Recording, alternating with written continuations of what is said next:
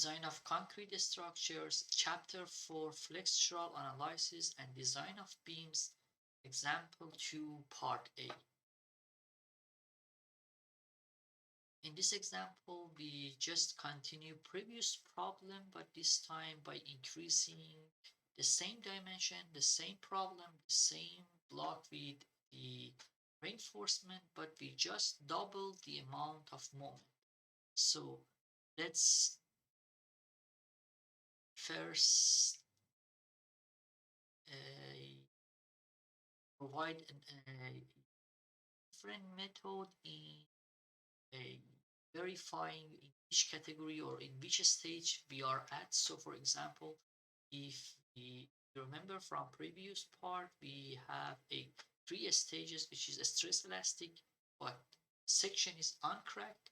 We can have the domain, we can be in the domain of elastic stresses, but our cross section is cracked. And the final one is the flexural strength, ultimate load design. So we told if CT, if stress in compressive intensile part of concrete is less than rupture stress, that's a scenario 1. If FCC, if compressive part of concrete is a half of F prime C strength of concrete, that's a second scenario. And if that's bigger than FCC, bigger than half of F prime C, that's the final or flexural strength scenario. The one way to determine for determination the cracked or uncracked section is so if we have in last part we just assume that we have a elastic domain and an uncracked section, then verify if FCT is smaller than rupture stress or not. The other method for that is based off ACI code, and also, if I'm not wrong, chapter 7 of Nilsson, a design of concrete structure textbook, and calculate critical moment and make a comparison between available moment for our problem to critical moment.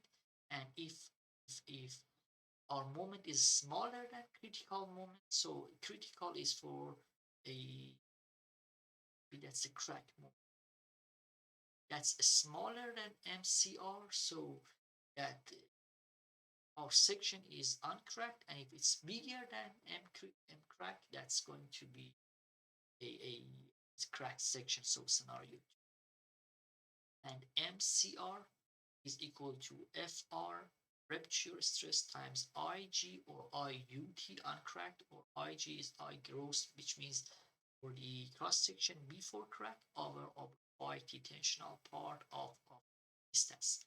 And FR is again 7.5 times lambda, which is varies between 0.75 to 1 times the square root of F prime C. So let's try it with our previous problem, which moment bending moment was provided in previous example, which if you don't review that example, I do strongly recommend to review that one, because it's this kind of problem is like a series in design. M is equal to 45 feet times kilopounds. So if and modulus of rupture Fr is 475 pound square inches provided in problem statement. So just by converting the moment from a feet to kilopounds to inch to pounds, it means simply multiplied by 12, multiplied by 1000, and that's 540,000 inch pounds. And if you just refer to IG or IUT, I for total cross-sectional area, that's equal this number in inches to the power of 4. So MCR M crack is FRIG over YT, and if you so that's a 475 psi times IG over distance from the very bottom to the neutral axis, and that's by just subtraction of the total height 25 minus, if you remember, y bar was equal to 13.2, that's equal to the subtraction, so it's 11.8, and if you do the math, it just gives us a moment m crack is equal to 593.2 n cube inch pounds, and it just simply says all m is smaller than m crack for this problem. So it just says if m is smaller than m crack, so we are in part A. So if the other method, if it's the first verification is if it's comparison, which we have done in the last previous problem, FCT in comparison to FFR, fracture modulus, and the other method is comparing, calculating M crack and comparing M, available M with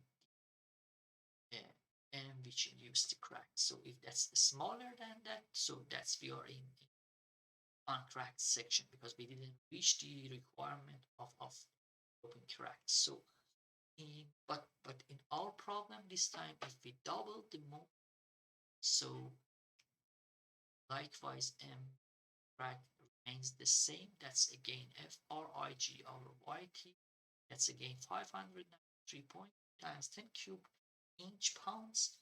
And but this time, if you convert the moment, available moment, which is 90 feet kilopounds, that's a 1080 times 10 cubed inch pounds. So now you can easily see available M is higher, a induced cracks. So definitely our cross section goes by some cracks, and our if our M is higher this time, if the available M is higher than crack, definitely we are going scenario 2. So that's stress, elastic, and section crack.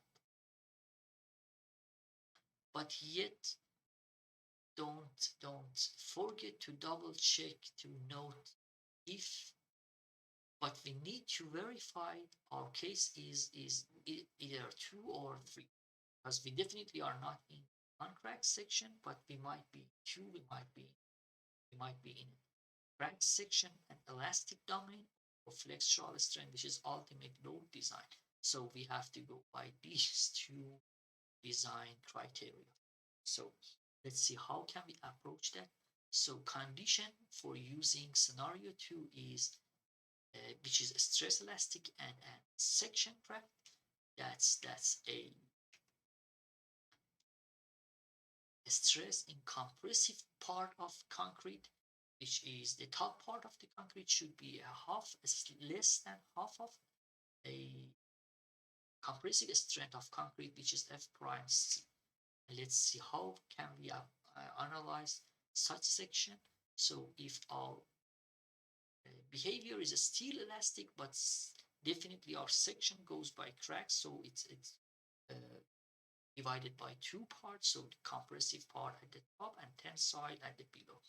So in that case, we develop our triangular stress distribution, and by having that, we do have epsilon u at the top for concrete, and ultimate strain for concrete at the top of the section, and ultimate for steel epsilon for steel, and it just this time we call it k times the a coefficient times effective depths, and definitely we call the centroid from the TS, this distance we call that JD, and that's D minus KD over a third, because the resultant force applied at 1/3 of this distance. So that if you simplify that, that's D times open parenthesis 1 minus K over 3 close parenthesis. And if you look the moment based of these two forces, moment is nothing but a force times R. So the stress times the area, a half of FCC, compressive stress in concrete, times BKD, that's BK times D over here, the area, B on the normal to the board, and KD is just the amount of this distance, times JD, which is our arm, JD, it just gives us our moment. So if you calculate the moment for such case is a half of FCC times BKD squared times the arm, which is J times D. At the same time, which we were looking for, that's FCC. A compressive stress of the concrete is 2m based off the rearrangement of this equation. It just gives us 2 times moment over BKD squared times G. So as soon as we know what the compressive stress in concrete is, then we can go back to our criteria. Condition for using scenario 2 is FCC should be less than a half of F prime C to be able to use the scenario 2. If we can verify this part, we can use scenario 2. And if it's not verified, definitely need to go by scenario. FCC should be less than half of a compressive strength of concrete, and that's the criteria to use scenario 2. Next video we put it into an example of a solution for that. That's very interesting. Thank you.